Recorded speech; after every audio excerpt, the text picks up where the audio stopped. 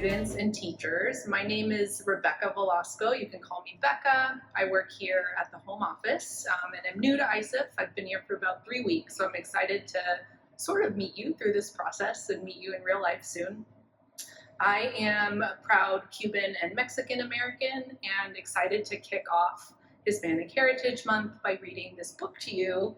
This book is called Frida Kahlo and her Animalitos, and the reason I chose it is because just last year I went and visited her Casa Azul, her blue house in Mexico City, so I thought it would be fun to read, and I hope you enjoy.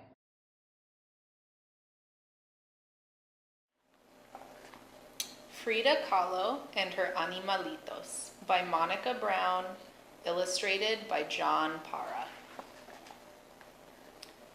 This is the story of a little girl named Frida who grew up to be one of the most famous painters of all time. Frida was special. This is also the story of 2 monkeys, a parrot, 3 dogs, 2 turkeys, an eagle, a black cat, and a fawn. They were Frida's pets, and they were special too. Frida had a parrot named Bonito. Like her parrot, Frida was colorful. She liked to wear bold shades that celebrated indigenous Mexico and her own heritage. She lived in a house the color of a parrot's bright blue feather, La Casa Azul, where she grew up with her mom, dad, and sisters. Frida had a pet fawn named Granizo. Like her fawn, Frida had watchful, beautiful eyes. When Frida closed her eyes, she remembered her life as a little girl. Frida was always with her father, a photographer who taught her to look at the world through curious eyes. Frida and her father would walk to the park to collect bugs to look at under a microscope. Frida's father also taught her how to paint finishing touches on his photographs. Frida loved the small brushes and the beautiful colors.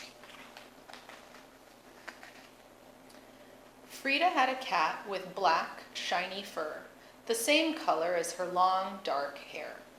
Like a cat, Frida was playful, but as a child, Frida couldn't always play. When Frida was 6, she got very sick. She was in bed for a long time. But little Frida didn't get sad or bored. Instead, she used her breath to make mist on her window, and then she drew a door with her finger. Frida used her big imagination and curious eyes to walk out the door with a magic friend, a little girl who danced and played like a kitten. Frida was independent, like a cat. Frida's sickness left one of her legs different from the other, and children made fun of her. But this didn't stop Frida from skating and riding bikes and rowing on the lakes of Chapultepec Park so that her leg could get stronger. Frida was not afraid to do things other little girls didn't usually do. She wore overalls and boxed and wrestled. Frida had 2 spider monkeys, Fulanchang and Caimito del Guayabal. Like her monkeys, Frida could be mischievous, even when she was a teenager. When Frida was 15, she went to a school called the Preparatoria and found a group of friends she loved. Like Frida, her friends were curious to learn all they could. Together they read and studied and argued and sometimes got in trouble. Wearing matching caps, they rode donkeys through halls of the Preparatoria and set off firecrackers. Frida had an eagle named Gertrudis. Like her eagle, Frida's imagination could fly high. When Frida was 18, she was in a terrible accident, and once again she had to be in bed for many months. This time, Frida didn't create a magical friend, she created art.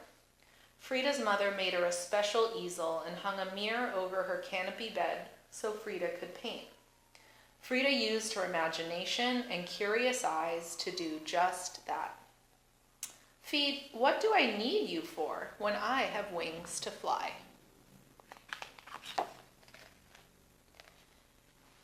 And if those weren't enough pets, Frida had 2 turkeys and 3 dogs. Señor Xoloto, Señorita Capulina, and Señora Costi. Frida's turkeys were intelligent and sensitive, just like herself. And, like Frida, her dogs were warm and loving. When she was lonely or sad, she would wrap her arms around them and they would comfort her. Her Xolo dogs were the same breed that ran and hunted with the Aztecs thousands of years ago, and a reflection of Frida's heritage, of which she was very proud. Frida's dogs had no hair, but their bodies were warm, and Frida gave them great big hugs whenever she felt sad or lonely. Frida's animalitos were spirited and entertaining, just like Frida. When her two spider monkeys were being good, Frida would hold them like babies. When they were being mischievous, they would steal socks and fruit and leap through windows so no one could catch them. Her parrot named Bonito liked to snuggle under the covers while Frida took naps and would do tricks at the dinner table for pats of butter. Frida's animalitos played all day in the courtyard at La Casa Azul, the bright blue house on Londres Street. Her husband, Diego Rivera, even made the animals a pyramid to climb on so that her pets could roam freely. When Frida painted, her pets would keep her company, and Frida painted all the time, while the birds sang, the dogs barked, and the turkeys danced in the garden. Frida's animals were her children, her friends, and her inspiration. Frida painted when she was sick and hurting, and Frida painted when she was happy. She also painted when Diego was gone and she was sad. But Frida was never really alone at La Casa Azul, the bright blue house on Londres Street.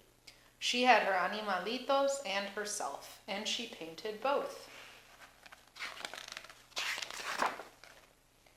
Frida painted herself with Fulang Chang playing with ribbons. She painted herself with Bonito, the parrot, and Señor Xoloto, the dog. She painted her black cat too, peeking over her shoulder. Frida painted herself with all the pets she loved so much, and even butterflies and caterpillars. Her paintings were magic. And today, if you visit La Casa Azul in Coyoacán, just outside of Mexico City, you might hear the sound of a bird or see a black cat jump from the pyramid that sits in the courtyard of the bright blue house on Londres Street, where Frida and her animalitos lived so many years ago. The end.